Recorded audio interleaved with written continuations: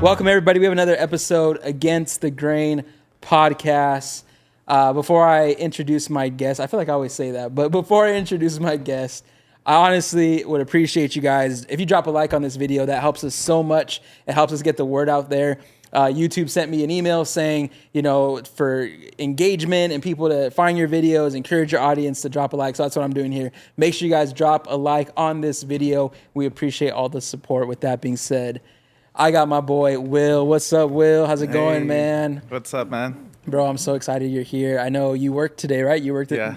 It's Sunday right now. Talk to us about working on Sundays, bro. Is it hard? Is it difficult? Right now, well, first of all, thank you for inviting me to your Yeah, podcast, bro. For sure. Thank you for that, and thank you for this opportunity, right? Yeah.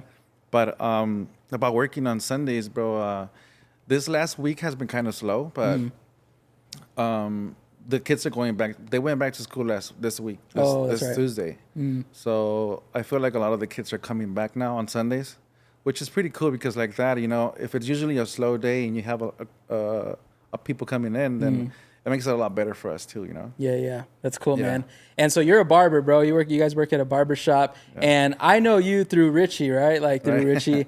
He introduced us. And dude, I feel like when I first met you, like there was something about you, bro, that just like attracted me. I'm like, man, like I want to know about this guy's story. And we went to In-N-Out after. We talked a little bit. You talked about your story. And I remember telling you that. I was like, bro, I got to get you on the podcast, man, and share your testimony. So talk real quick about how you kind of met Richie and how you guys got connected. And then we'll go back to your past and kind of throw it way back. Yeah, for sure. So the way I came across Richie, I was at work, and on your downtime, usually you're on your phones watching TV or whatever. And I was on TikTok actually, and while I was on TikTok, I was scrolling, and then I saw Richie's face on there, right, going live. Yeah. And I'm like, man, this is cool. Let me see what he's talking about. So I clicked on the video, and he had his Bible out. And I thought that was pretty cool. He was just straight out, with his Bible, and he was reading the Word. He was reading, and he would read, and then he would break down what the verse was trying to say, And I was like, man, this is so cool. And he invited people that were watching them if they wanted to go to the church for men's group. So I asked them, where's men's group? And he said, it's in HB, at Huntington Beach. And I'm like, cool. And then he said where it's at, the address. So I'm like, cool, let me find a car because I don't have a car right now. Let me see if I can get a car to go. And then I remember that I put the phone down, and I'm like, man, this would be so cool to be able to go to men's group since I've been trying to go back to church like more regularly. So I prayed about it first. I'm like, man, God, please let there be a car for me to go. Let my in-laws be here, or my brother-in-law or my wife here on time so that I can make it.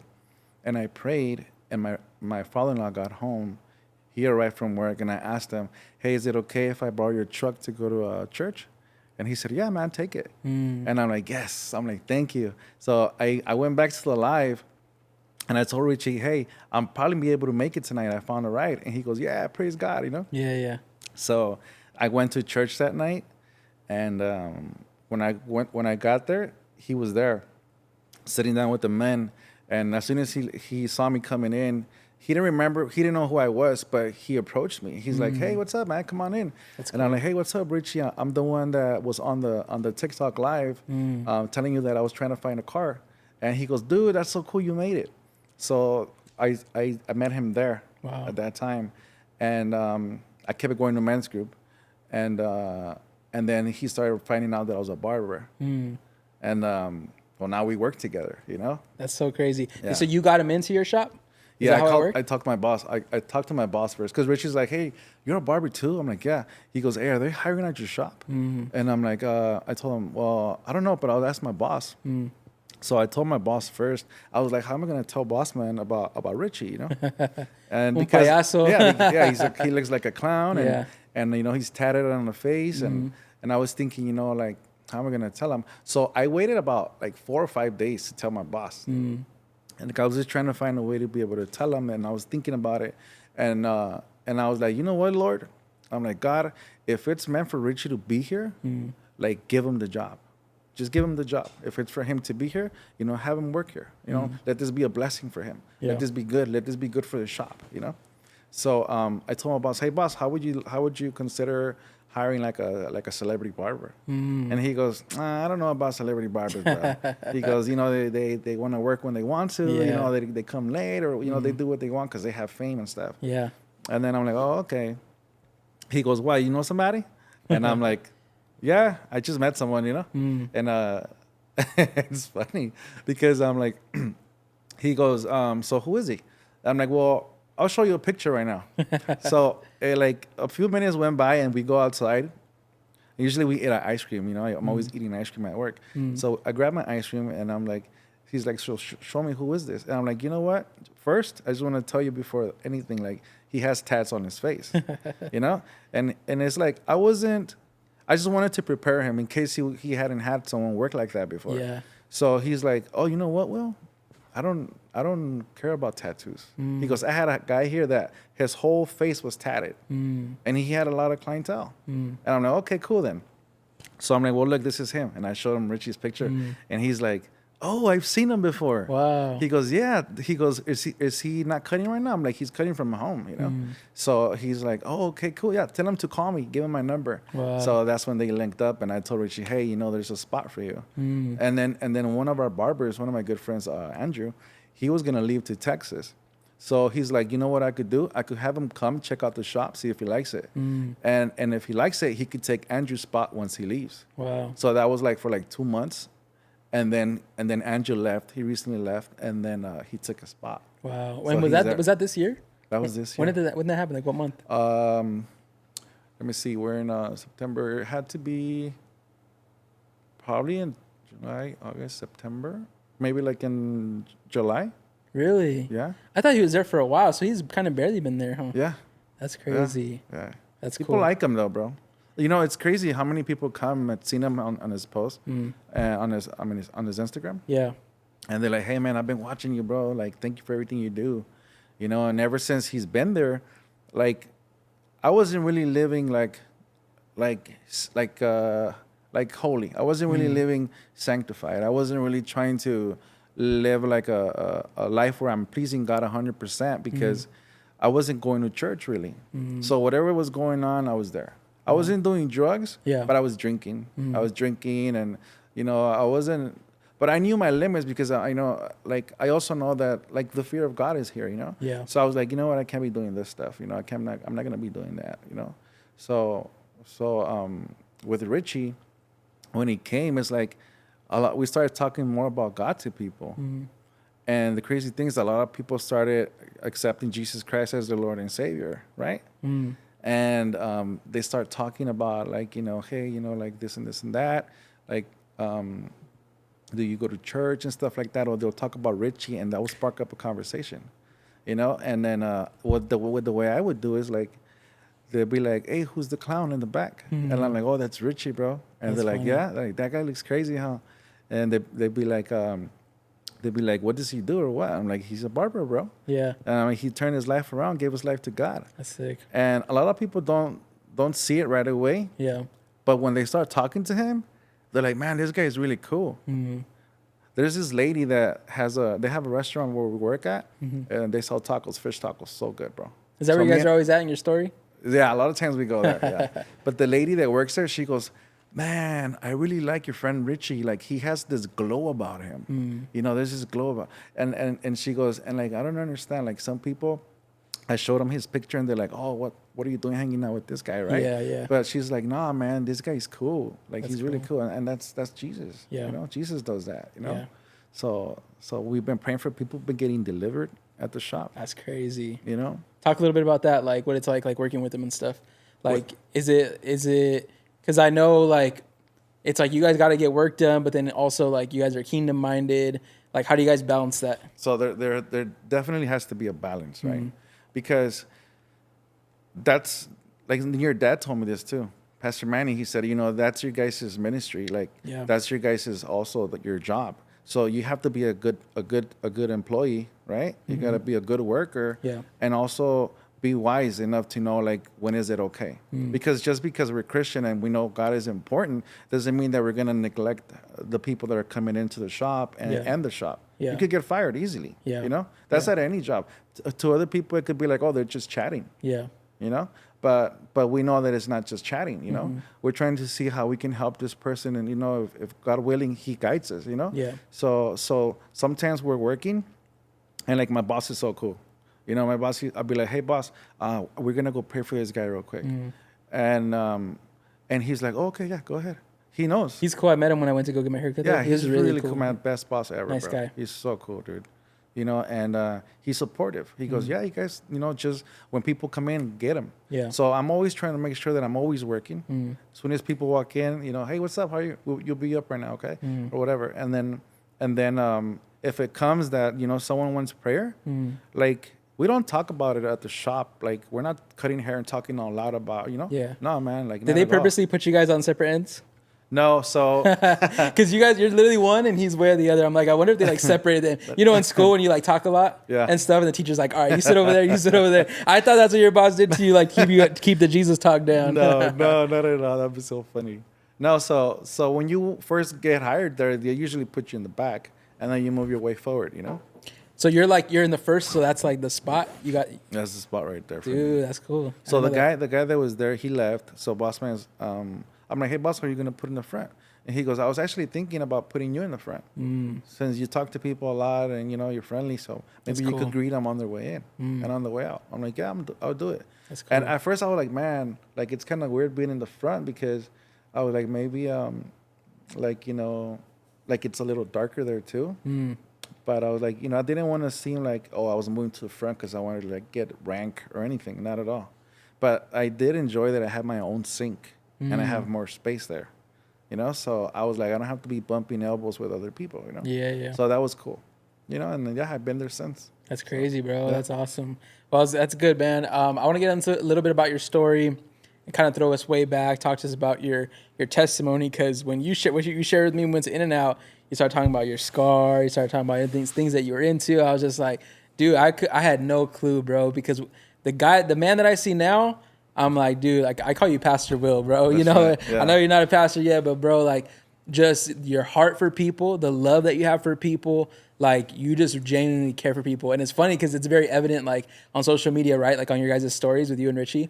Richie would be like, I was pissed at him. Like, I think one of the guys you work with or something, he's like cleaning up hair, and Richie's like, I was pissed at him. And you were just like, nah, bro. Like, you're kind of like taking the other route. It's just funny to see you guys kind of your different responses, you know? But you just have such a love for people, bro. But I know it wasn't always like that. So talk to us a little bit about where you grew up, how you grew up, and then we'll kind of go from there. So I grew up in LA, right? It's funny, how, like, when I look at it spiritually, like, so my mom, my parents are from Honduras, Central America. And my grandma told me this. She said that when she was here in the States, she was trying to save money to bring them over here, right? And she said that she had a dream that her daughter was raped by a monster, right? Wow. And she was like, what's going on, right? So she was able to call Honduras, and they wanted to check up on my mom. They wanted to see if she was pregnant or something, right? So my great-grandma went over there, and she was trying to see her belly, but my mom would hide behind the chair, right? And she was like, hi, Grandma, how are you, you know? And she was like kind of covering her stomach. But my great-grandma was like, you know what? I think she's pregnant. So she told my grandma. So my grandma saved up money quick, bro. She was working like 3 shifts. Wow. She was working as a CNA, taking care of elderly people. And she would work 3 shifts. Wow. And she would just stay at work, working, trying to make overtime, trying to work, you know? Wow. And she saved up money, and what she did, she went to Honduras, and she went to grab all her kids. Wow. So I was born here. My mom, and she was 14. I was 15. I mean, she had me at 15. At 15. Yeah. So growing up, my dad was never around. It was just my mom, my Aunt Rosie, my youngest uncle Dennis, my oldest uncle Helmis, and my grandma. It was just us, you know. And I remember that my mom would tell me, hey, your dad's gonna come. He's gonna come see you, right? And I would get really excited, you know. And then my dad would never show up, you know. Wow. So I always was waiting for that, you know, that encounter with him, you know. But so growing up there, we were in the city of Bell, California. It's And- like right where like there's like a lot of borders, right? It's a small area, huh? It's a small area. So you got Bell, you have Cudahy, Yeah. you have Southgate, Maywood, you know. So I grew up there, and my mom was a single young lady with a kid, you know. So she wanted to be accepted with a kid, you know. So she was really young. She was like, she was 15 when she had me. So I remember my mom when she was 18 years old, bro. You know. So she dated this guy for like a lot of years, but I never really had a relationship with him. That was just mom's boyfriend, you know.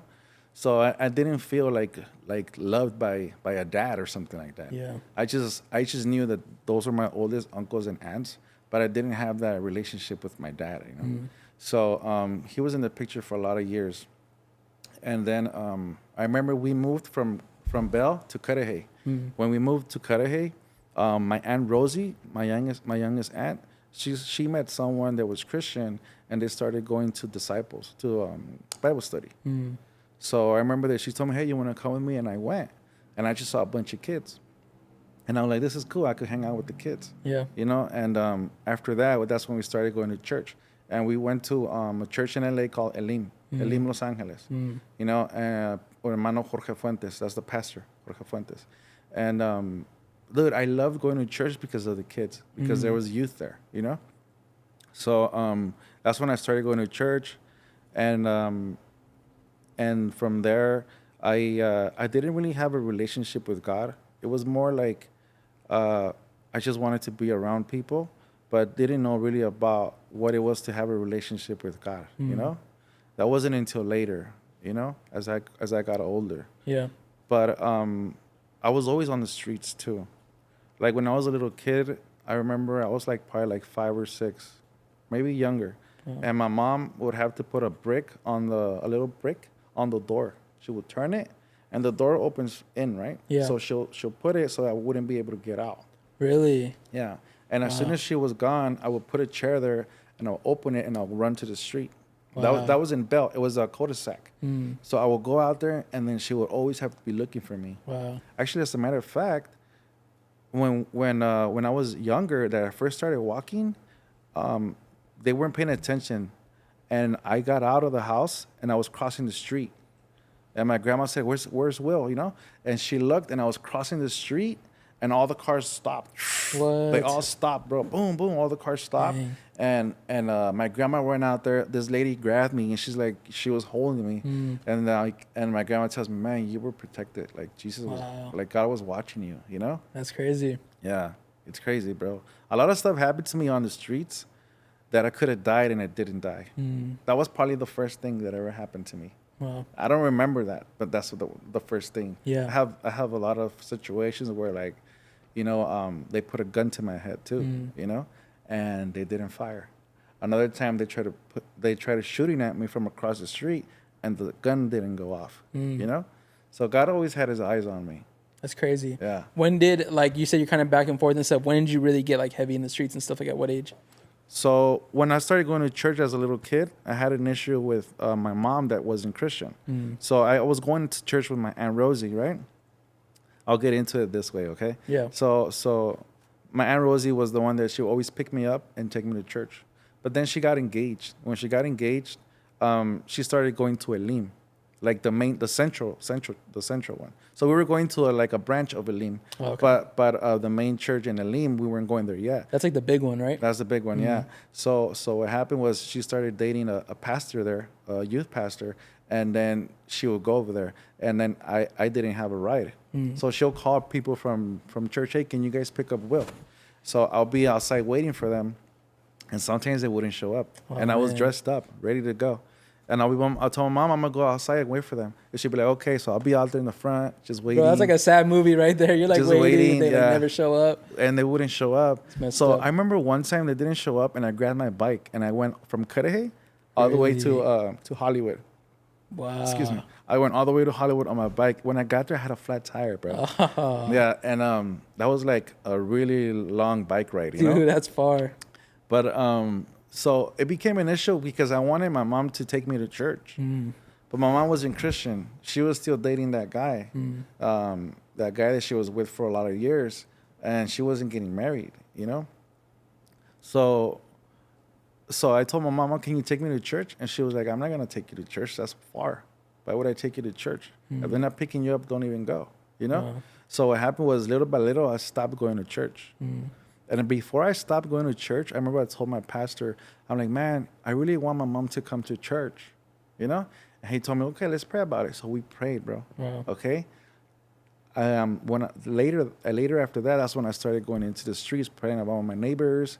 And then my uncle, Dennis, had a bunch of friends that played soccer. And I would also go work with them. When I was like 13, I'll go work with them. And they'll give me like $100 to help them out, whatever. But they will smoke cigarettes and drink a lot of beer all day in construction. So I started picking up beers and smoking cigarettes too. And they wouldn't tell me nothing, so I would pick it up and do it, you know? And little by little, I started getting into the streets. And then I remember that I was going to church.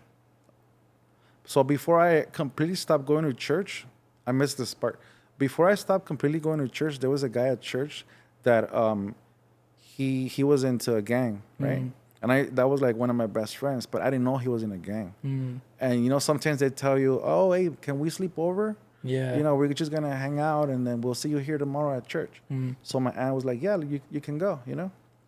So when I went over there, he was from a gang and I didn't know that. And he's like, come on, I'm gonna take you with my friends. I thought they were just like cool people, you know? So when I get there, it's just a bunch of gangsters and they were all smoking weed. And I felt off there, bro. It's crazy. I feel like, man, this is weird. Like, I feel like I don't fit in here. That's where it started. I felt like I didn't fit in there. And I didn't want to be part of it either. You know? And they started smoking weed. And they wanted to cut my hair. They wanted to buzz my hair bald. Really? Yeah. And so what happened was I continued going to church. And I knew now that he smoked weed. So he had a new car. So we'll go in the car around the block and he will smoke weed. So he wanted to get away to go smoke. That's crazy. And he'll take me with him. Wow. So I little by little started picking up weed too. And I got so high, bro. And I remember that I went back to church at 13 and I was high. And I was trying to do my dancing. You know, I was trying to dance and raise my hands.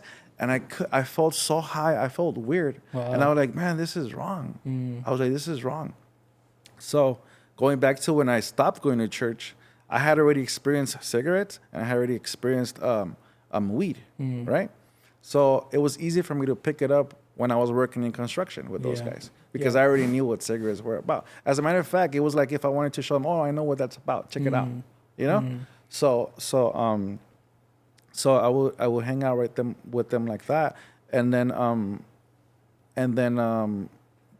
what happened from there that my mom wouldn't go to church with me was I stopped going to church. I started hanging out with the streets, and then my neighbor one day I was at his house. He's like, hey, do you want to go help me wash this clothes? And I'm like, nah, I don't want to go to the laundromat, you know. And he had a table and he was crushing something up, right? And he goes, hey, you want a line? And I didn't understand what that was. He's like, you want a line? And I'm like, no, you know? And he goes, okay. So he took a line of speed. It was speed. Wow. He sniffed the line of speed. And then he left another line. And he's like, hey, are you sure you don't want it? And I'm like, nah. But my mind, I thought, wait, what if I'm going to miss out on something? What if I should take it? Wow. You know? So I took that line. The first time I sniffed the line. I didn't even smoke. I sniffed the whole line. And then I remember I was just in so much pain, bro. I was like, oh, my God, my head hurts. You know, why is it burning, you know? Dang. And then I remember that right after that, I was like, hey, you know what? I'm like, I could feel it already. And I'm like, you know what? Let's go do your laundry then. And I was like, I was so like happy doing laundry. Yeah. But that's where the enemy started getting me too. Wow. So once you do hard drugs like meth, like, and heroin, like, you're not going to stop.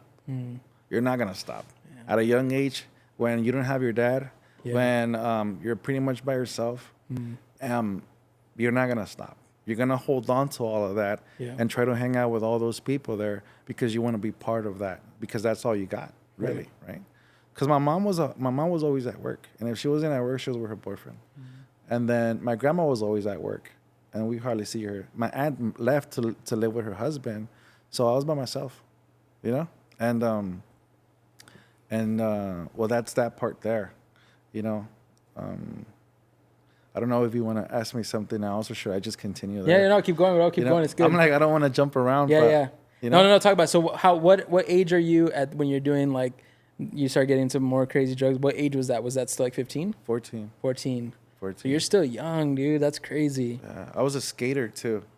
I was trying to skate and hang out with the guys, you know. You're just trying to find somewhere to fit in, huh? Yeah, bro. So you did okay. So like with the church kids, you probably feel like you couldn't fully connect with them either because you kind of want to do your thing, right? And then you're in the streets, kind of, and then you want to go skate, and then you're around some gangsters, and you're like, oh, these guys are too crazy for me. So it kind of seems like you couldn't really fit in anywhere, right? Yeah, I didn't fit in. So with the kids from church, it was only a few that I would hang around with, but they ended up being bad influence for me, you know. So it's messed up that at church where you're supposed to like get well, it's where I got sick. You know, That's crazy. that's where you're supposed to like come out and different than how the way you went in. Yeah. I came out different than the way I went in, that's for sure. But It wasn't in God's plan. Yeah. You know? Yeah. I mean, it wasn't in what should have been right at that age. Right. So yeah, so seeing him being a gangster, when I came around the gangsters in the hood of Cudahy, I was okay with it. You know? When did you fully like get in and stuff? You don't have to say who or where, you know, where some people I know you got to be careful and stuff, but like when did you fully like how did that happen? We actually fully went in and joined. So I was from a tagging crew first, and then I got into the gang, right? So the tagging crew was guys from school. So I got like jumped by like for a minute, like by like 5 guys, right? And then they made me feel good.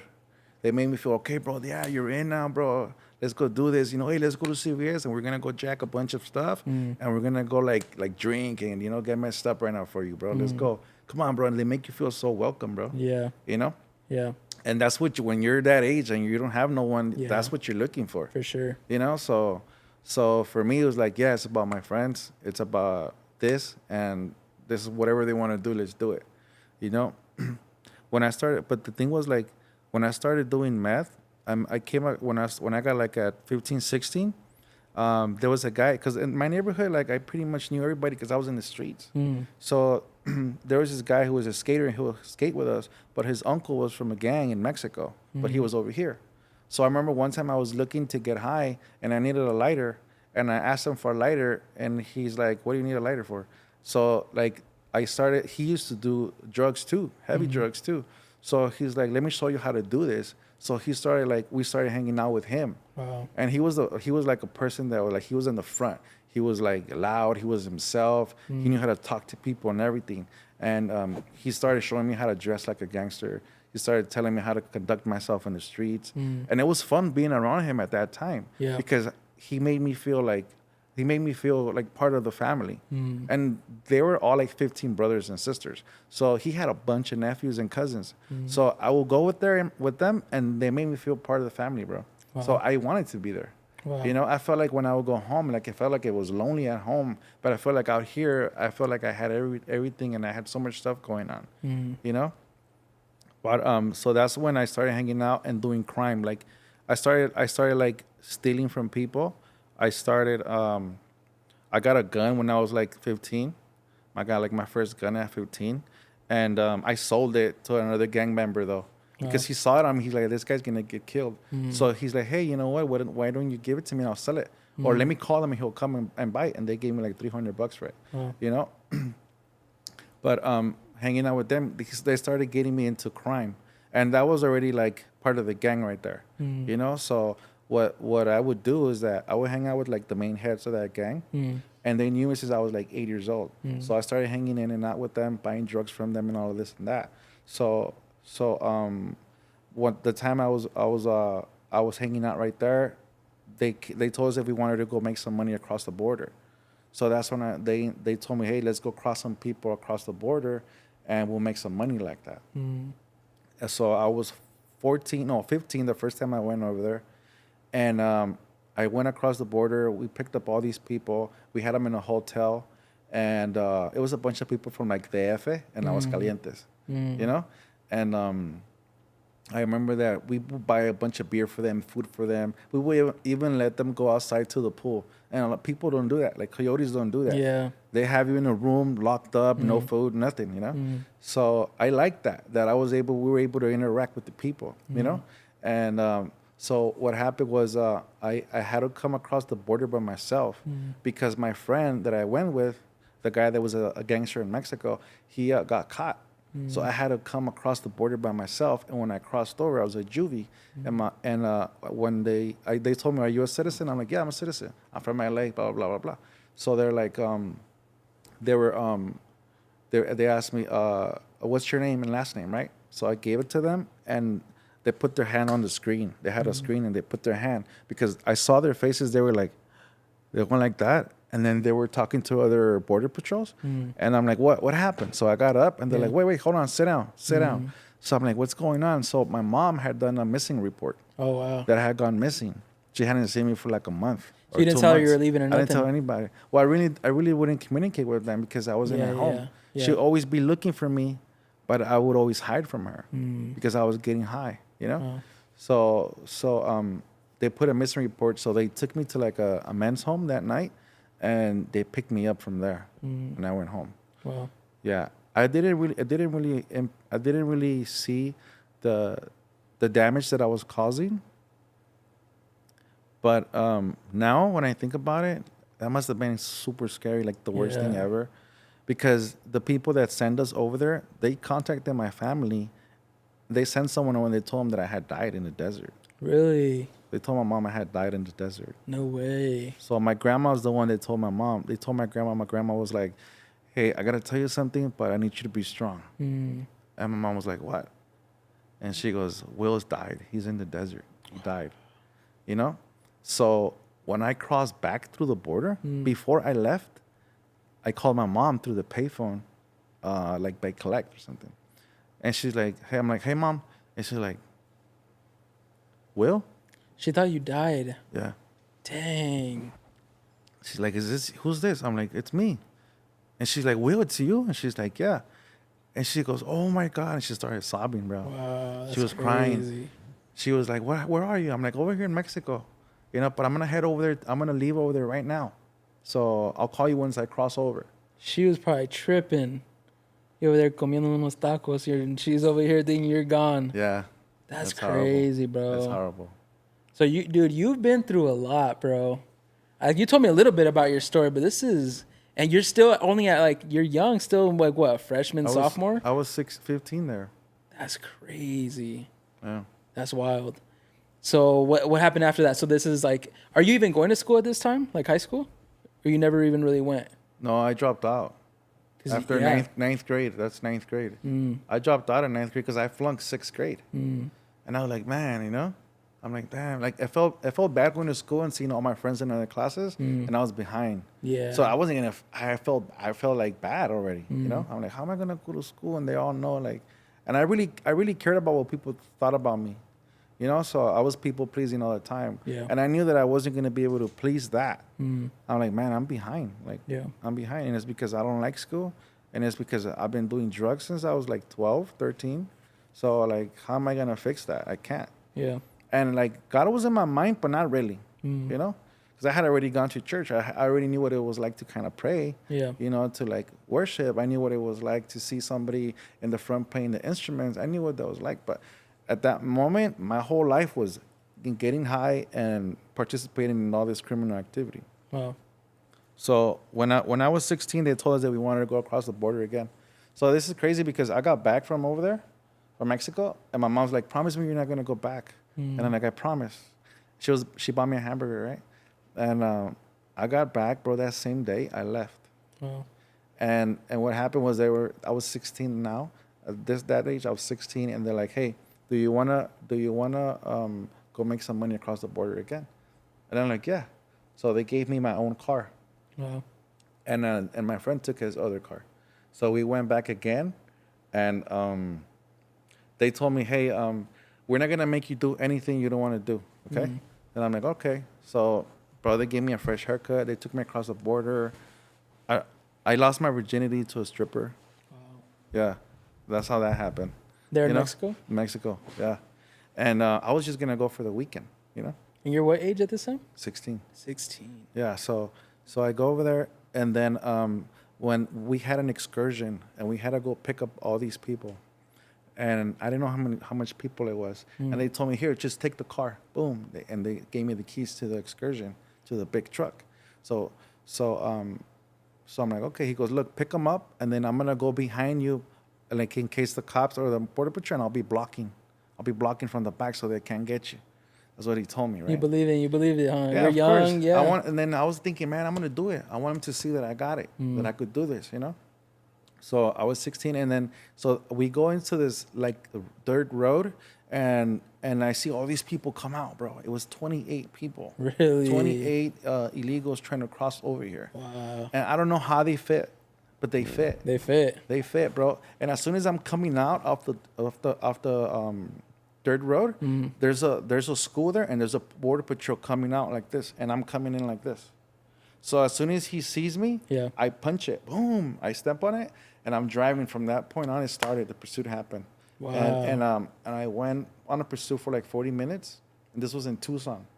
So I drove all the way to Tucson and got off on the streets. The whole time they're trying to do maneuvers on me to try and make me stop, Yeah. and I wouldn't stop. They'll do this one where like one of them goes here, one here, and they'll try to pin you to the side like that, and I will press the brakes and go around the other side. They got one in the front, one in the back, and me in the middle like this too, and I was able to wiggle out and keep on going. And this is with 28 people in the back. 28 people in the back. Bro. I'm 16. Wow. And then they tell me they're gonna shoot you. They're gonna shoot you. And when I look to my window, the border patrol's pointing his gun at me. Wow. Yeah. And I was like, he can't shoot me, because if he shoots me, everybody dies, right? Yeah.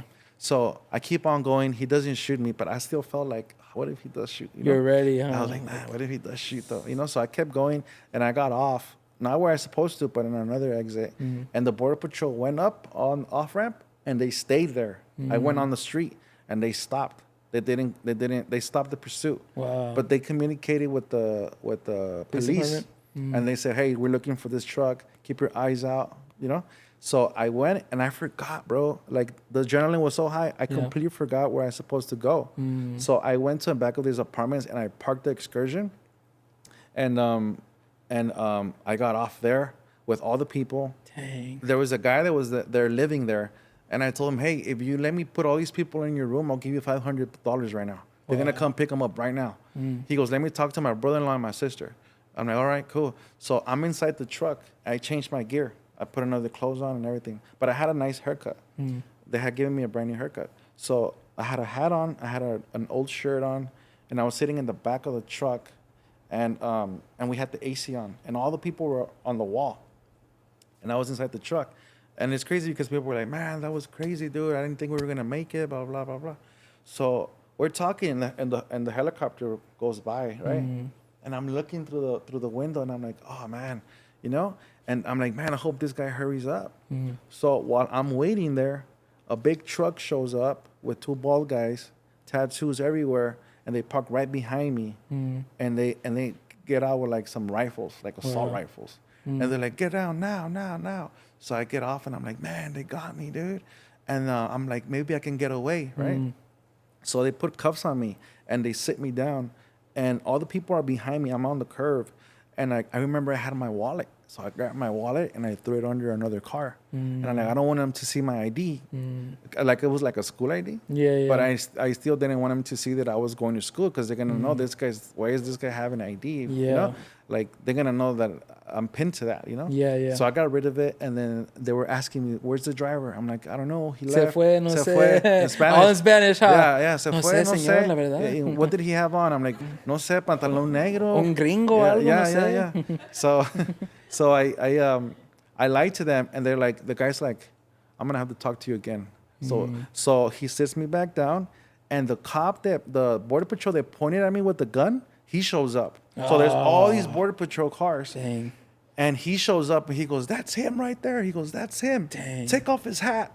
And I'm like, oh. And so they pull my hat off like that. and they see I have a nice fresh cut, and then and he goes, "That's him," and he was gonna slap me, bro. Really? He was coming straight at me, and another border patrol grabbed him and turned him around. Wow. Yeah. So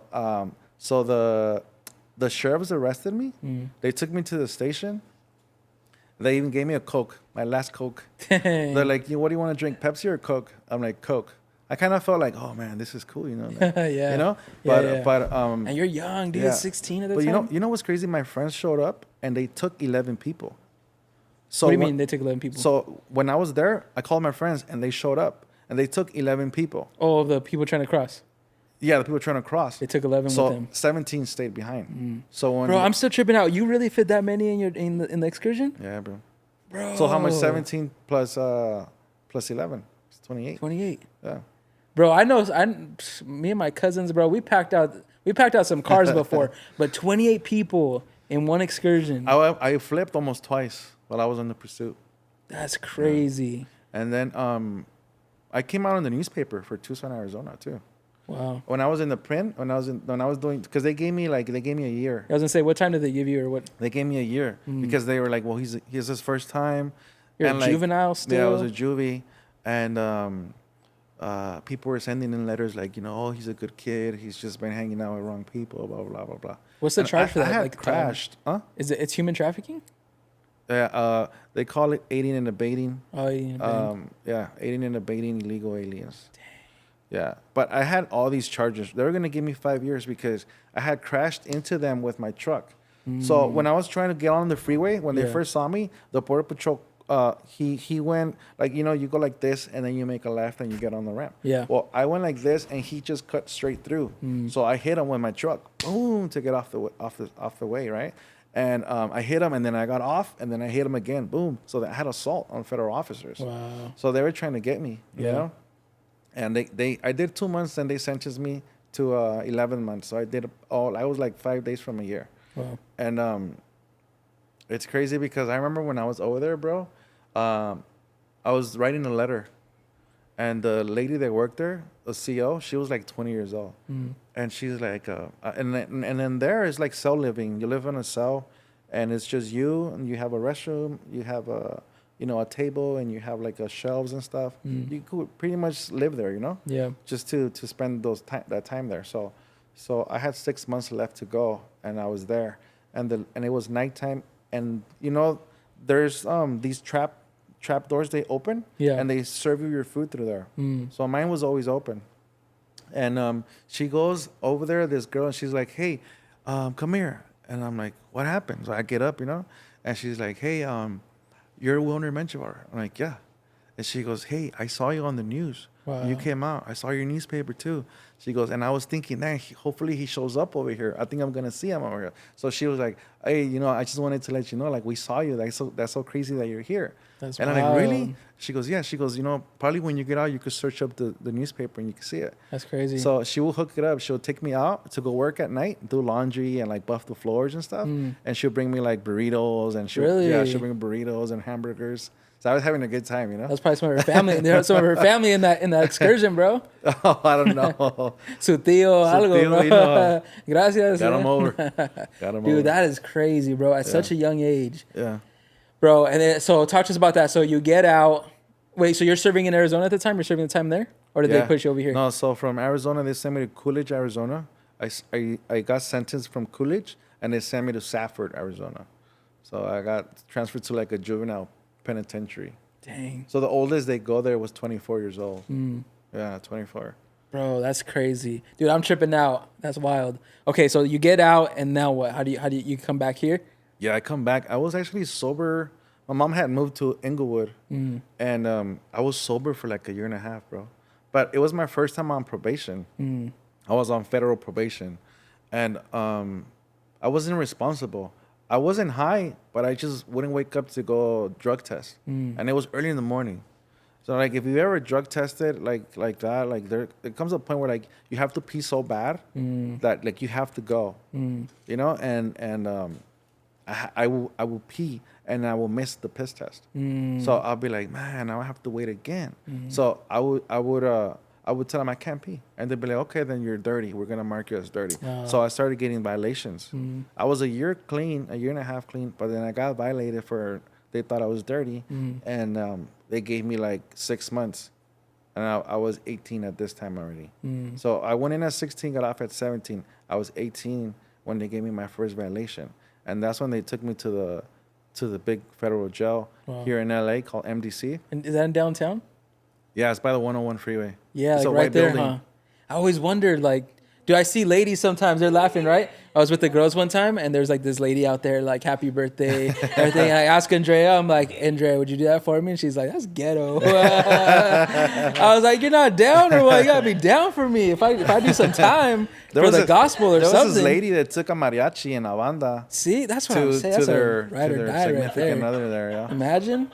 Yeah. So can you see out of those little windows or what? You can see. You can see downtown. So there's like 4 walls. That's crazy. You could either see, you could just see the courthouse, the other courthouse. Yeah. Or you could see by Placita Olvera. Yeah. On that direction. Union Station right there. You could see the people dancing and everything. Yeah. Or you could see the freeway, or you could just see there's different windows, but yeah, you could see out through that window. That's crazy, bro. So you spent some time there. Yeah. Okay. So this is when I started picking up the Bible again, right?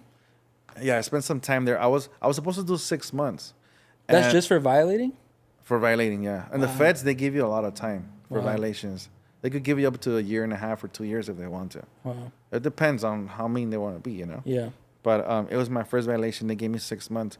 And it's crazy because I was there with the adults. I remember, bro, it was scary when I got there, bro. I was like, man, this is crazy. Like, I don't know what's going to happen. You think, and then they make you sign a paper, who do you want us to call in case you die? Where do we send your body? So it's kind of scary, And then when I finally enter into that dorm, like, everybody's looking at you. Everybody's looking at you, and everybody's tatted in the face. You see some guys that are huge. Like, it's really, what's that word? Intimidating. Yeah, it's really. Because those are big shots, bro. This is like federal. Yeah, it's federal. It's federal. So I started doing my time there, and I had like 2 months in, or a month and a half, and the lieutenant comes up and he yells out my last name, and they cuff me, and I'm like, what's going on, And they're like, damn, going to the hole. Like, hey, you're going to the hole, bro. I told you, But they were just messing around with me. Yeah. Nobody knew. I didn't even know it either. So they cuff me. They take me downstairs, and I'm walking in this like small little door, and there's a desk there, and there's this big black guy, the lieutenant, and he's like, he looks at me. He goes, "You know why you're here?" And I'm like, "Nah," And he goes, "Well, it's nothing bad." He goes, "What happened is that you're already 18, but your case is juvie. So I can't have you with regular population. I gotta put you with juvies. Really? But we don't have one here for you right now." He goes, "So I want you to just stay here until we find you a transfer." And I wasn't understanding everything he was saying. Yeah. But I was like, man, I guess I'm gonna have to stay down here. And they put me in a cell by myself. I was in a cell by myself. And I remember like the guys were like, "Hey, who are you? What you doing down here?" People want to know. Like, there's still order down there. Like paper, they want to know your paperwork and all that, right? They want to know who you are, where you're coming from, what's going on. So I wasn't talking to them because I was like, what am I going to talk to these people for, So, and then I was scared too. And now I'm in the shoe, So I got there, and then I waited probably like 4 hours, and they got me out again. And they got me out, and they sent me to like the courthouse, to the holding cells there. And I see my, at this time I was already dating my wife. We were just barely going out, boyfriend and girlfriend. So at that time, she was living in Santa Ana, and I see 2 cops show up, and it says Santa Ana, and I'm like, oh, Santa Ana, and they call my name out, and I'm like, oh, damn, that's cool, So they pull me and another girl out, and the girl's coming from another spot. I don't know where she's coming from, but she's gonna get transferred to Santa Ana. Oh, so they have females there too? They have a female section?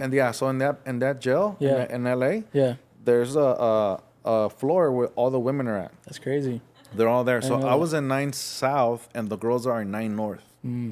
As a matter of fact, there were guys that would get in trouble because they'd be talking to the girls. Oh, really? One of them, one time, they were doing pill call, So the door was open, And there's a long hallway, and the girls were on the other side. This guy had a week to go home, bro. 1 week. Oh my god. And he was drunk because then there's everything is in there, Yeah, so yeah. he's drunk, and he runs over there to go see his girl. Oh, he risked it all. And they gave him a whole another year. Oh my gosh.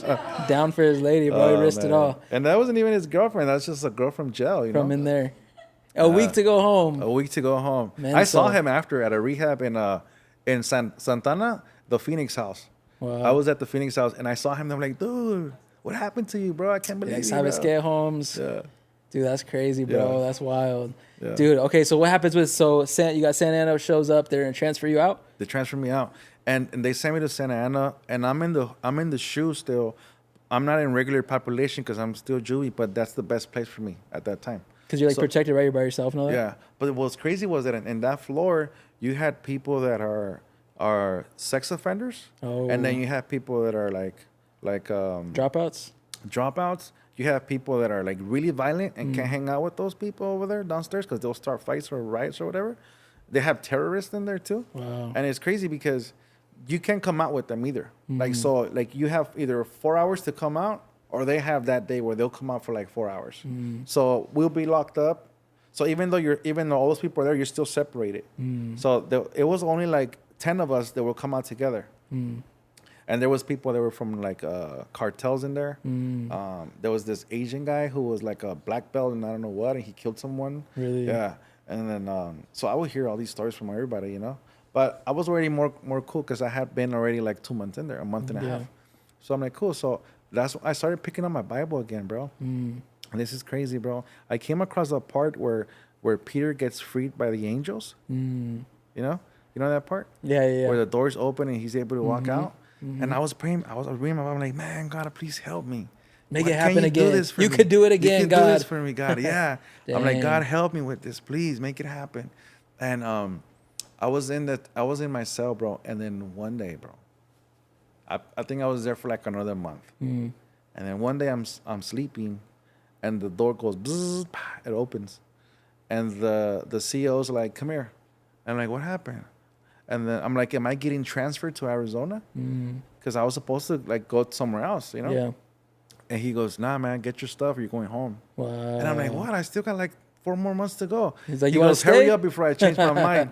Yeah. So I grabbed my stuff and I'm walking out. And as I'm walking out, I'm like, man, God, thank you. I thought about that verse with Peter. That's crazy. And I'm like, God, thank you so much. Thank you so much. And one of the officers comes out. He goes, hey, your family, they came to pick you up. Wow. I'm like, my family came to pick me up. I'm like, how did they know, right? Yeah. And they're like, I don't know. Your family's outside. Someone's outside waiting for you. And I get on my knees as I'm putting my clothes back on.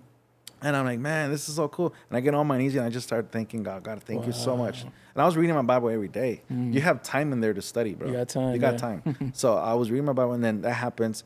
And as I'm walking out the back doors, all my friends from church, from Elim, they went to visit me. Wow. So those were was the the ones family? that went. Yeah. Wow. That's crazy. So they're like, they were saying that they were looking for me and they couldn't find me in the system.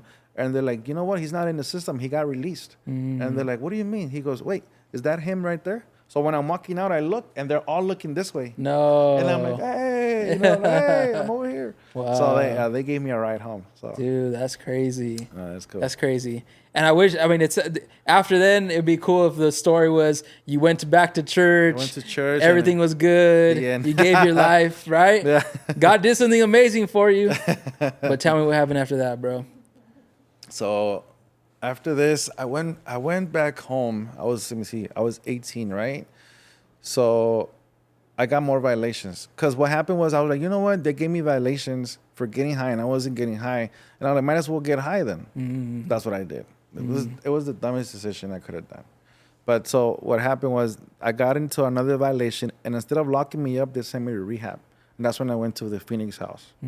And I was supposed to be there for 6 months. I've heard about that place. It's crazy, right? And back then it was co-ed. It was guys and girls. They just all slept in different areas, you know. So they sent me there, and when I was there, I met another dude there that they used to cross people through the border. So he plugged me in with his family, and I started crossing people again. Really? Yeah. Right But see, back to it. the thing that I had though, I had a drug addiction. You know, no matter how good you try to do in life, if you have a drug addiction, like, I mean, there's a root for the drug addiction as well, you know? Yeah. But if you have a drug addiction, it's hard for you to, especially a hard drug like that, it's hard for you to stay right for a long time. And you need money to fuel that, right? Yeah, and then you have a cycle, you know? And then I didn't have money, of course. So I wanted to make money real quick, you know? I wanted to make money real quick. So what happened was I got another violation. I met that guy there. Okay, time went by, right? I got off probation finally, right? At 21. Well, at 22, that's when I started working with him and his family. So they gave me my own vehicle and stuff. So I went to cross people through the border again. And this time I wasn't on a pursuit or nothing. I was just coming straight back through the line. How much is, I mean, you don't have to give specifics, but is there pretty good money in that, or what are we talking? Yeah. Is it like per car, per person are you getting? Is it just a one-time thing per job? Like per person. Per person? Yeah. Wow, that's Per crazy. person. Roughly, and like, I was going roughly, like twice a week. Roughly, what would you say? So for me, I was just crossing them back, although I should have charged a lot more, but I didn't know, you know? Like, what does that cost, would you say? So, like nowadays, maybe, or... Right now is like 18,000 for a person. No way. Yeah. I was thinking like $1,000 or something. No. 18. Yeah. That's a wild. I mean, you're bro. going right through the line. How are you gonna go right through the line and not get caught? You know? How were you guys? I don't know if you can talk about this, bro, but Yeah, I can. stop me if I'm saying anything crazy. But how does that work? Like, how do you get people over? Because like, okay, you're driving through the line? Mm-hmm. So like, don't they ask you like, oh, where are you from? Where are you from? Give me all your passports. Yeah. You guys have fake documents. Like, what's the deal? So the thing was, my car that they gave me, I had to get it under my name. I had to get it registered. I had to get everything legit. Mm-hmm. But I can't drive that car around because that car is it has secret compartments. Oh, okay. So you have to move the seats around in a certain way, and the whole floor rises. No, this is some. So they never see the people. Well, oh, really? Yeah. Dude, this They were is some like they were on the narco floor. like. They were on the floor, bro. No I way. just had to turn on the AC full blast so they can get air. It was cushioned and everything too. Dude, that's wild. Yeah, that's crazy. That's Yeah. crazy, bro. So I was only making like $6,000 a week. I was Bro, going twice a week. That's crazy money though, especially being young. I was buying cars. My wife's like, "How come you never bought me a purse?" I'm like, I do. She knew what was going on at the time, or what? She knew, yeah, but I don't think she understood the danger of it. Really, I don't think she caught on to it. Maybe she did, but I hadn't gotten caught for a while, until that time that I got caught again crossing through there. But when when you're giving them your documents, like your ID and stuff. Yeah, my stuff's legit. But when they see it, don't they see that you have that priors for the same thing? No, because that was a juvie case. Oh, okay. Yeah. As long You're as an you have your adult now. passport, you can cross back and forth across the border. If you're a citizen, you Yeah. got your passport, you're done with probation, you're good. But okay, I'm thinking like they're gonna run you. They're gonna see he has priors for this stuff. They're gonna like pull you into secondary. You know what I'm saying? Yeah. Dude, that's crazy. Well, when they caught me, they put me to secondary. But I had never gotten in through that same entrance. And this one time, I did. I came in through that entrance. You know what's crazy, bro? That the guy that would run the whole thing from Mexico, he's like, "Hey, before you start working, I want you to go and I want you to talk to this warlock, this witch, this Wow. brujo." And I was like, "Oh, I don't think that's good, man." In my mind, I'm like, "Nah, this isn't right." And you already know because you've been in church. Yeah, and they told me, "Bring me a picture of yourself," and I'm like, "Okay." And I think he asked for like a piece of garment too. So I will go with him, and then he will read the cards and tell me if it's gonna be good or not. Really? Yeah. And the time that I didn't, that I got caught, that's the day I didn't go see him. That's the day I got caught. Wow. Bro, that's crazy. Talk about darkness, bro. Darkness, yeah. Like, there's power out there. The other side has power too. You know what I'm saying? You know what's crazy? The first time he goes, "There's gonna be an issue, but it's gonna get resolved." So I'm at the line, and they're on me. They're checking my stuff, and then the alarm goes off. So all the border patrols run to another area, and he comes back. He goes, "Here, just go." Boom. Wow. And I was like, "Wow, maybe that's what he was talking about." You know? That's crazy, bro. Yeah. So this is when you're 22. How long were you doing this? Like your second run? I All was this stuff? doing it for like 2 months. Okay. I got caught. Yeah. And so you got caught, and then so you go back again? So yeah, man, that was a long process because I got caught. I got caught with the people there. I took all the blame. The girl went free, and she had her kids too, so they had to go free. That was our contract. So they go free, and then I get pulled in, And then the friends of mine that I was working with, they bailed me out. They put in, they helped my grandma and everything, and they pulled me out. So, dude, you know what's crazy, bro? Tell me. When I walked into the courthouse, all the lights went off. Poof. Yeah. And my grandma had gone to see a witch too. And Really? they told her, you know what, Eric, he's coming out. Don't worry about it. He's coming out. And when I stepped into the courthouse, poof, all the lights went off. What? And they're like, put him back, put him back. So they pulled me back inside.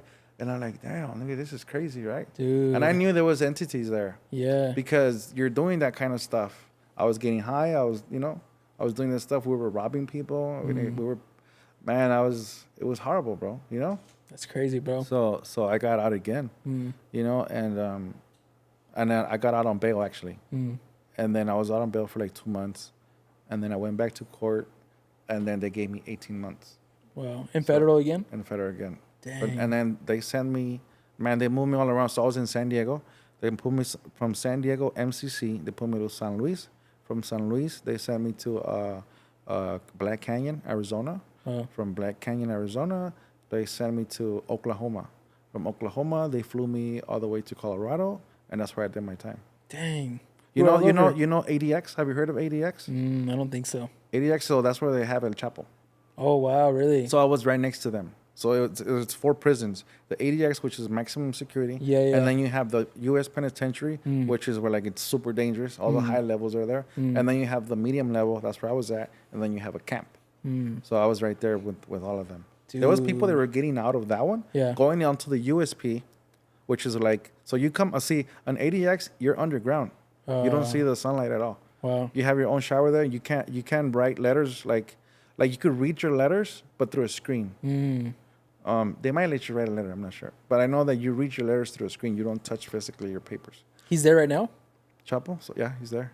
So is it like really secure? Like you don't think he'll ever get out? There's 2. There's one there and there's one in New York, but it's so secure, and all the hallways look the same, so they will never know which way to go. Dang, that's crazy. Yeah, dude, this is nuts, bro. Like I knew a little bit about your story, but we never went like this, bro. This is wild. Talk to us about. So when you were working where you were working when you got the scar and all that, this is after still? Oh yeah. Bro, Yeah, I thought it was lost somewhere and all that. Yeah. So then you started well, I don't know how much you want to share, bro, but you said you were working in some stuff in LA and everything, and you want to share anything on that, or can you, or not? If not, that's cool. I can. Because there's people there right now, and God has been talking to them already. And I know this because they're there right now. Yeah. And they're all over California. These spots are all over California. But there's a lot of need in that place, bro. Can you talk about it? People are depressed in that place. Yeah. There's depression, there's drugs, there's prostitution. Everything's in that place. So I was working at an underground casino, right? And you see everything happening down there. The only thing you can't really do, I mean, you can, but you're gonna have to pay the price. But you can't fight because all gang members go there. You know. So I got in an altercation with another guy there, and it had been going on for a minute. He was like, he just didn't like me for some reason. I don't know if it was because of the girls, or I don't know why, but I felt his hate towards me, and I didn't want to fight because if I fight, I'm gonna get in trouble. So what he did, he came out to where I was at. I was by myself in the front, and he came out with 2 of his friends, and we started fighting. He punched me. We started fighting, and he had a little blade in his hand. So his other friends are behind me, and they're punching me up too. And I'm fighting this guy one-on-one, but I'm getting punched from the back. And then I feel a stab on my leg too. I have another stab. It's a pretty big scar. So I feel that one, and I'm still going at it. And then when we stopped, his sister was like, "Hey, stop. You guys can't be fighting here. What's wrong with you?" So then his sister stopped us, and we let go, right? So when we let go, I went back to the other room where all the games are at, and they were like, "Your hand, bro, your hand." So I looked at my hand, and it was open. See, I have the scar right here, and it was all opening up like this, like this, like this, and all this was opening too. Dang. And I saw my flesh. I saw my nerves. I saw I saw everything. Wow. And one of my tendons was hanging out like that too. Dang. So I was like, man, right? And I grabbed I had a muscle shirt, so I took it off and I wrapped it around. And one guy, this black guy, he went out there. He's really cool. He pretty much helped me out a lot. And he went outside with me. And I'm like, I'm gonna call the cops. I left my car there. I left my barber tools there. You know, I lost those. You know, and then You were cutting hair there or what? yeah, I was cutting hair there too. Wow. Yeah. So then this black guy, he's like, hey, let me call the 911, right? And I would just call it, let them know I'm out here. Just tell them I'm out here. So another car shows up and it's two like Hispanics, and they're like, hey, are you all right? I'm like, I'm calling. He's calling the paramedics already. He goes, okay, want us to call anybody else? And I was like, yeah, can you call my mom and my wife? And me and my wife weren't even together. And I told her, just let them know I'm going to the hospital. Tell them I love them, you know? And the paramedics got there. Man, I felt like the whole street just shut down, bro. I felt like everything was just slow motion. And I could hear the siren. And I'm like, damn, they're coming for me already. Wow. And you know what, though? I wasn't scared, bro. It's crazy. I wasn't scared. I don't know because of the adrenaline or what. I wasn't scared. I wasn't fearful. I wanted to forgive. Really? I wanted to forgive. Wow. That's what I wanted. I wanted to forgive. Because I knew what God was trying to tell me. And my wife had called me that day. She called me earlier. And she goes, why are you hanging out there? Like, you shouldn't be out there. I'm like, what do you care? You're not even with me no more, you know? She goes, yeah, but I care for you, you know? Don't be there. Like, that's not cool, you know? And then she's like, you should. I like it when you, like, used to go to church. It was better when you were at church. Wow. And I'm like, you know what? I love it here. I love it here so much. Like, I've never felt so good, you know? And it's crazy how the enemy will make you feel comfortable and make you feel like he will make you settle for less. Yeah. You know? Yeah. And I was like, I love it here. And that same night, that's when this happened. Wow, that's crazy, bro. Yeah. That's crazy. And obviously they were able to save your hand and all that stuff, and it's all you're good now, but bro, that's a mean scar, man. Yeah. Crazy testimony, bro. Yeah. And in those places, so it's an underground because it's like obviously legal and stuff, but and there's everything else that happens there and stuff. And you said they're all over, right? Yeah. That's crazy, bro. If you know where they're at, you know where they're at. But you can kind of spot them if you know where something. You can't go in there unless they know you, pretty much, too. Or unless somebody else takes you. But that's crazy, bro. Yeah. Will, this is wild, man. Yeah, bro. Dude, and that's what I'm saying, bro. Like the guy, the man of God that you are right now, like I haven't known you very long, but the times that we've just connected and stuff, like your heart, bro, I feel like it's like two different people, bro. Like complete, you know when God says he makes a new thing, right? All things are made new. Like I've heard some crazy testimonies, bro, but this is crazy. Talk to us now. I feel like we need like 3 parts of this, bro, because we could be here all day, dude. Like I want to even talk about all the Mexico stuff still. Yeah, for real. But if we can, fast forward us all the way to kind of like, when did you really get serious with God? Was it just this year? Like, what made you fully like give everything, bro, and just you're done with the world? Like, when did that happen? Well, after this was like my first wake-up call. Like, well, not my first wake-up call, but I was thinking about my little brother. And I was in the hospital. And I was doped up. I was on morphine and stuff. Yeah. But I was thinking of my little brother, and I was like, man, I always wanted to be a good brother to him. Because he's by himself. Like, it's just him and my parents. And I remember when I was by myself, like, I wanted to be out. Yeah. And he's not like that. He likes to stay inside the house. But my little brother, bro, thank God, bro, he serves the Lord, bro. Like, he got baptized not long ago. Awesome. Like, he's doing great, bro. His posts are all about Jesus. It's good. You know, he's talking to his friends about Jesus. It's good. And I used to be like, man, Lord, I couldn't even take my little brother to go play basketball with me. And that hit me, bro. I started crying, you know. And I was like, God, just help me, man. What am I dealing with? Why am I like this? You know, why am I dealing with this stuff?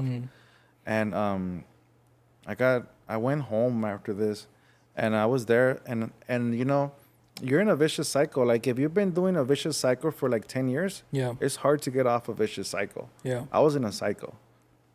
So what happened was I went back to jail with my hand all casted and stuff. I went back to jail, and that was the last time when I was like, you know what, I'm done. because now I have been going in and out of jail. I had always read the Bible when I got in, but when I got out, I'll backslide. Yeah. You know, I know what it's like to be lukewarm, to be warm. I was telling the other guys, like, man, I used to go to church, and after church, go to the strip club. Like, man, go drink, go party right after. And a lot of people do that, bro. Yeah. Like, we could talk about this stuff because it's happening. Yeah. You know? Yeah. So our own personal relationship with God is really important, man, because you're going to be lukewarm. Things are going to happen to you if you don't get right. Especially when you're doing crime, when you're out there in the streets. Like, the streets ain't good, bro. Only to evangelize, you know? There you go. But I went to jail one more time. I was casted. I went in I stole a Maserati. I stole a Maserati. I was in a high-speed chase again. That was probably my dad's, bro. Nah, imagine. Nah. Dude, plot twist. That would be crazy. Like, you get saved, you're like, you were the one that stole my car. That'd be crazy. No, I'm just kidding. So you stole a Maserati. I stole a Maserati. I was high-speed chase. And then I went to jail. I went to jail for 8 months. That's when COVID hit, bro. And that was in 2019, 20? 20. And then I got out, and then I was in another stolen vehicle. And they got me at that time, and they put me in jail. And when I was in jail, I was like, I'm going to just do what I know how to do here. I'm not even going to search for God until I get out. And I told God, I don't want to search you no more. Because the Bibles would appear. And I was like, I usually will pick it up. But I didn't want to feel that. I don't want to go in that cycle again. Yeah. So I'm like, you know what? I want nothing to do with you right now, God. Not until I get out. Because I felt bad, bro. I was like, why am I searching for him now that I need him? Yeah. And when I was good or when I was out there, I didn't search for him. Yeah. But the enemy was putting those thoughts in my head. Because God wants to lift us up, bro. Yeah. You know? And so I was in there, I was in jail, and I was moving drugs around in jail. And I'll go over there, I'll drop off drugs, I'll come over here. I was working, but I was also moving stuff around. So what happened was that one of my bunkies from the other bed, it was like a dorm. So there was beds all over the place. So this guy from next door shows up. He's Hispanic, and he's reading his Bible, and I would hear him at night singing Christian songs that I knew. And then he asked me something, maybe to try and like see if he could like show some love or whatever with the word, like trying to evangelize. And I'm like, oh yeah, I know what it is. It's this and this and that. And he goes, well, you know the word, bro. And I was like, nah, not really, you know. I'm like, nah, man, because it's not. I don't, man. You know. He's like, you know what? Well, let me pray for you, bro. And he was an older man. I'm like, nah, I don't want you to pray for me. And he goes, why? He goes, because every time I come to jail, I pick up the Bible. When I get out, I mess up. Wow. And I don't want to be doing that to God. I don't want to do that no more. Yeah. You know, I want to, I'm like, this is what I said. If I'm here, I deserve it. I told him, I deserve what I'm getting right now. Look at my hand, I'm all messed up, but I deserve it because I don't get my life right. I'm like, I deserve it because I don't get right with God. I deserve what I'm having right now, you know? And it was crazy because he goes, let me just pray for you. You don't have to do nothing. You don't even have to read your Bible. Let me just pray for you. So he prayed for me, bro, that God could restore me, right? Wow. And I'm like, cool, thank you, you know? And I left. And I remember that I was moving drugs around, and they gave me some stuff to move around. And the cop, he saw me, but he didn't search me. And he goes, go back up to where you live at. Go back up. So I'm like, man. So I get up there, and I had to get rid of this stuff too. So I don't want to hold on to it. So somebody else was gonna go out and work. They could take it out for me. So what happens was that they were gonna fire me from that position. So I wasn't gonna be a trustee anymore. I was gonna just go with everybody else, you know. And I'm like, man, if they fire me, it's because I deserve it, you know. And then so I remember that the guy came back. And he's like, hey, I can't get rid of this. You gotta get rid of it. You brought it in. You take it out. And all right, they give it to me. And I got it, and I had it stashed in a place where I had it stashed. Yeah. And I was in the shower, bro, and I was like, man, God, they're gonna fire me from this job. And I had just applied while I was working in the kitchen, like serving the food around. I had just applied to the barbershop, and they had hired me. Wow. But they were waiting for me to move. They were waiting for the okay to be there permanently. And I loved that job. I was like, man, I could cut hair right here. What am I doing? You know, why am I serving all this food when I could just be cutting hair? Yeah. And another thing was that I was risking my freedom if I got caught. So I remember that I was feeling messed up that I got caught, and now I was gonna lose my barber job. So what happened was that I went into the shower, bro, and I was showering, And I was like, I'm not gonna kneel down in the shower because it's dirty, you know. But I'm like, I'll like go down though and just like on my legs, you know, just not kneel down. What do you call it? Like you just bend down, you go all the way down, like a squat. Yeah. And I was letting the water hit me, and I was like, God, I'm like, you know that I don't want to pray to you right now, and you know why? Because I don't want to get out of here and mess up again. And what happened was I was like, God, like, just help me. I'm sorry for everything. I'm like, please help me that I don't get fired. Please help me that I don't lose this job, you know, so that I could do my time good. I'm like, just help me, Lord. But if I get fired, it's okay because I deserve it for being dumb, you know? Bro, they didn't fire me, bro. Really? Yeah, they left me there, bro. Wow. So when I got out,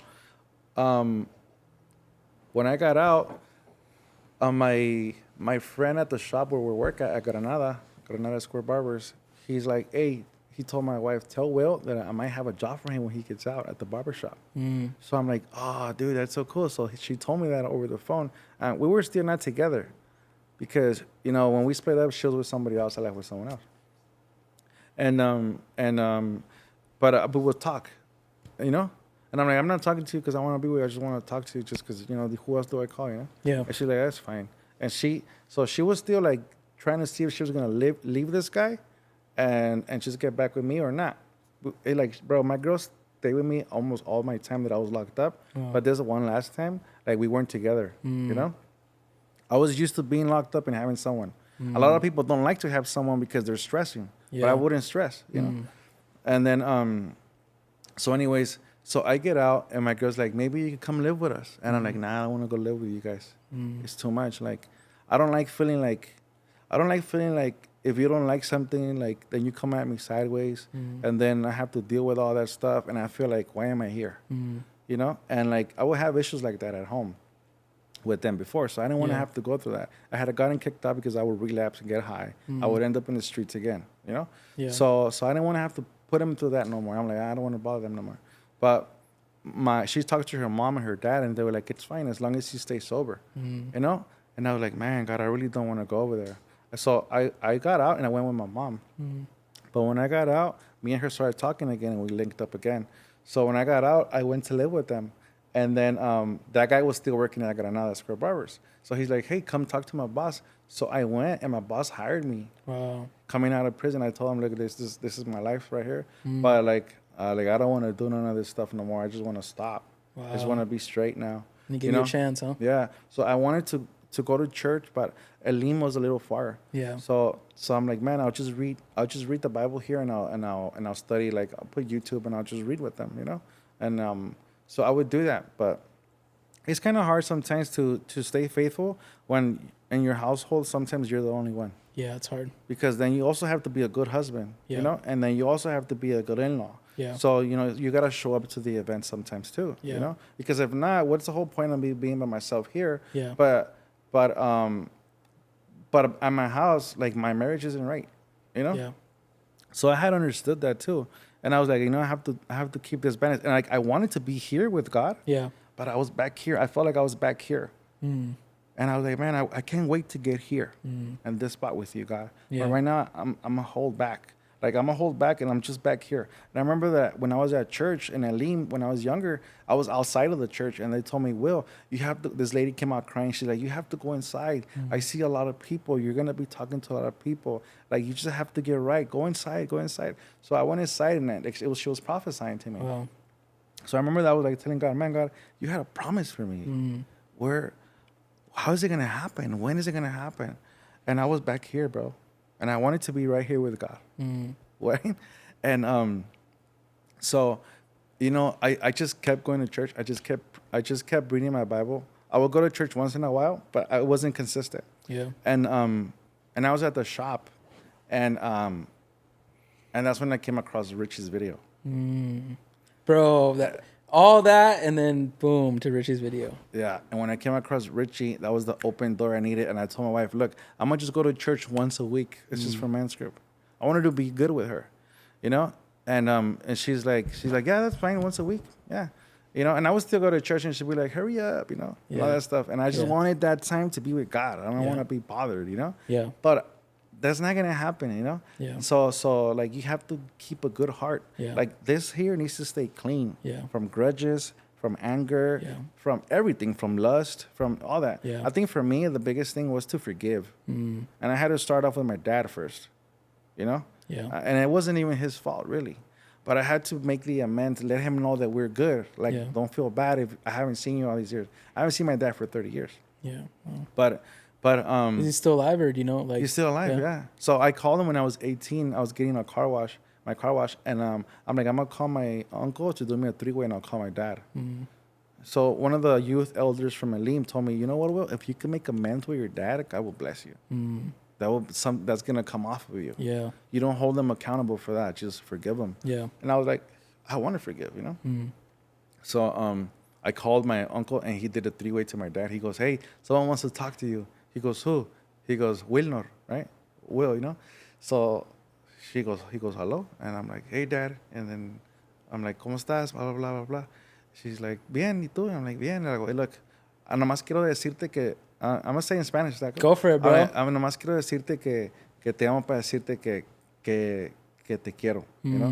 Que yo sé que no pudiste estar en mi vida, pero que no te preocupes por eso. Yo sé que cuando uno está joven haces errores, pero es mi sangre es tu sangre la que corre en mis venas. So yo no quiero que te sientas como que no puedes buscarme, you know? So he got really happy. Wow. And he's like, oh, gracias. ¿Cuándo vas a venir a vernos? This and this and that. So ever since that call, they've been waiting for me to show up there. ¿Dónde? Where? In Honduras. Wow. And we're a coast. So we have the lagoon right there. So it's the lagoon, and then you go deeper in the lagoon, you come across an island, and on the other side of that island is all ocean. It's salt water. So they were like, yeah, we can't wait for you to come so you can meet everybody else. And you know, and my dad has boats and stuff. He had a bar too, but my younger brother burned it down. You know? Wow.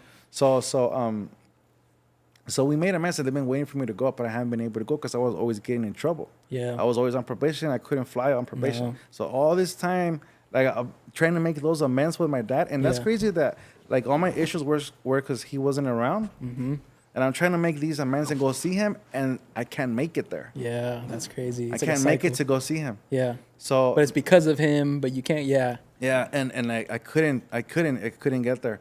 And it's crazy, bro, because he called me the other day, and he goes, hey, I'm going to go to New Jersey. I'm going to go see your uncles. And I'm like, really? He goes, yeah, I'm going to leave like in another month or so. And I was telling my wife, maybe I should go see my dad here. Dang. You know, I could go see him here when he comes. Yeah. So me and my wife were talking about that. Hopefully when he comes, I want to go see him. Take a trip. Yeah. That's crazy, bro. And I want to have him pray the prayer that Isaac did on, what was it? No. The one prayer that they did over Jacob or Esau? Yeah, for the was it for the the blessing, right? It was for Esau, but Jacob took it. Yeah, he took the blessing. Yeah. I want to have him pray that blessing over me. Dang, I want to have him read it. That's good. You know, I want to take care of all that issue with my dad. Bro, you know? I feel like that's gonna like free something, bro. Bro, it's gonna be so cool, dude. Bro. Talk about a full like 180, bro. So you're barely dude. Like, you've known God all your life, but I feel like you're barely starting to go forward in this thing. And for me, bro, I'm excited for you, bro. I'm happy to see where it's going to take off. Yeah. Because I really see, I told you this already. I was like, I see ministry on you for sure. You know what I'm saying? And it's been cool to see you here, bro, at HTC. And you know, dude, my dad, I'll say like this, bro. My dad loves you, man. Thanks, man. My dad loves you, dude. I love you guys too, man. Dude, he loves to pour out, and he loves someone that's just like willing to learn. You know what I'm saying? Because he has so much, you know, and like, he talks about you a lot, bro. He does. And it's just cool to see, bro. I feel like you're a brother for real, like an actual brother, because he's my dad, how he treats other people is like it's his family, you know? Yeah. And that's how I see him treat you. And I'm just like, bro, I'm just so excited for you, bro. As we wrap, bro, because like I said, we need like a whole part 2, bro. Going, huh? But like, as we wrap, I want to ask you one last thing. Maybe you can share like what's your heart right now going forward? Like, what's something like for the people watching or whatever the case, like what's your heart going forward with this thing, with your faith? Like, what is it that you really just want to see? Like, what's on your heart right now? Like, what does God really burn on you right now?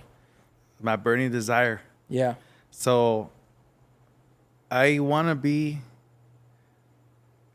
want to serve God, bro. I really do. And I feel like he had to take all these layers off of me show me all this damage that was caused, because my dad has been God, bro, all this time. He protected me from so much, you know, and some stuff he let me take just so that I could learn, you know. Yeah. And there's that verse that says, "Go on and sin no more before something worse happens to you." Yeah. You know, and I just want to be used by God, bro. It's good. Reality, like I don't care about.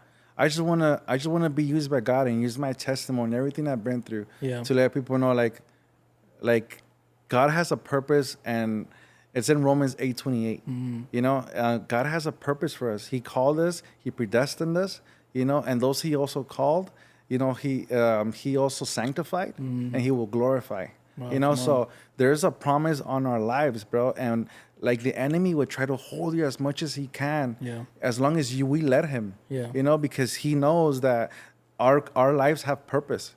So look how long it's taking me, and I just want to catch up everywhere I missed out on.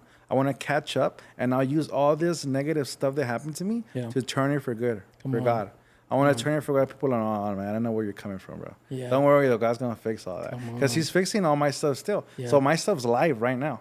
This is my first podcast with you, bro. Bro, you did good, bro. You did, it was fire. This is my first podcast, so I know that God is restoring everything in my life. You know, and we have to keep on going. We have to just keep on going. Like, don't worry if you're not where you want to be right now.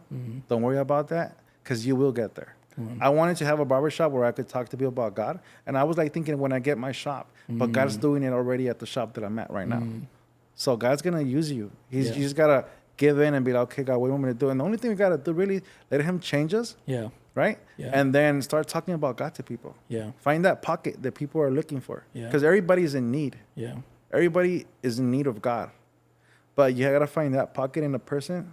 Just watch them, and then God will give you that spot where you could be like, "Okay, talk to him about me," or let him know about me in that moment.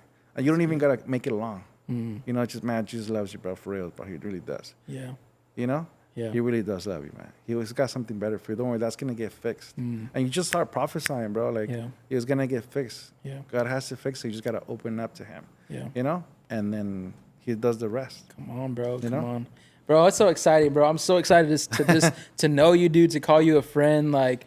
It's just, there's very few people that I feel sometimes like, man, I feel like I've known this guy forever. I feel like, but like something with you, bro, I just really feel like a connection for real. And I know it's the spirit that's inside of you, God. Like, you know, God's like all over you, bro. The spirit inside of you, like, it's just, I know it's God, bro. And it's just like, man, it's just, I'm excited, bro. I'm pumped up, honestly. Like, me too, bro. Dude, it's just cool, man. And it's cool to see you connecting with Richie. Social media, you guys are going live on there. Like, it's just so cool to see you. And, like, you guys preaching, bro, and just, like, unashamed and stuff. And that's, I spoke today at our church, and that's what I was talking about. Like, man, the church needs to return to that, bro, to have boldness just to go out, and because this is it, bro. Like, there's no plan B. You know what I'm saying? Like, this is it, bro. Like, end times, all of that. So I just want to thank you again, bro, for coming out. I know you worked today, bro. Thank you, bro. You had a long day. Fine, bro. You're good? Fine. Thank you so much, bro. No, but thanks for coming out, bro. I really appreciate you. Where can people connect with you, like on social media and stuff, if they want to hit you up and share maybe their testimony, maybe they've been through similar things? Where can they find you at? So I have an Instagram. You could find me as _Will. No, I'm sorry. _hi, HI_Will. It's cool. Yeah, hi, I Will. like how you have the little check mark too. You got the blue Will. check. I like, dude, this is cool, man. It's because I want people to know, like, I'm a real person. That's really you, yeah. And I respond to most people that message me. I do. That's cool. Unless I feel something's like off here. Yeah. Like I'll be like, I don't know. Like that letter they sent Richie, bro. Yeah. Like that one lady. Like, people are crazy, bro. People are weird. You got to be careful. Not everyone that comes, like, even for help and stuff, you got to be, you know, have discernment and stuff like that. So, but sure. You know, for people that really want to meet, that want to reach out to you and stuff, it's cool for them to connect with you and stuff. And they can also come to the shop if they want a haircut. Right? You could come to Granada Square Barbers. Hit you up. You know, it's 1090 North State College in Anaheim, California. Bro, that's good. And you're always there, bro. When I went with Richie, you were just there. Like, I don't know, you could just feel the presence that you two just like have in there. You know what I'm saying? So it's cool, man. Well, thanks again, bro, for coming out. Thank you, bro. I encourage you guys to share this video. Man, there's so much. I've had a lot of podcasts. I've had a lot of episodes, but this one, I'm truthfully being honest, not just because Will's here, but this one really, really got to me. I'm just like, how good God is. Like, like his goodness, like the song Reckless Love, like he'll come and he'll chase you down and it's just like breaking through walls. Like that's the love of God. So if you're out there right now and you just feel like you're too far gone, you feel like you've done too much, come talk to Will, come check out his scars, tell him to pull down his shorts a little bit, maybe pull up his shorts a little bit, show you the scar on his leg. Like this dude has been through stuff, and if God can change him and change his heart, and he's still going through it. His life's not perfect. He's still going through stuff now, but if he could do it for him, if he could do it for Richie, if he can do it for anyone else, he can do it for you. With that being said, we'll see you guys on the next episode. Peace.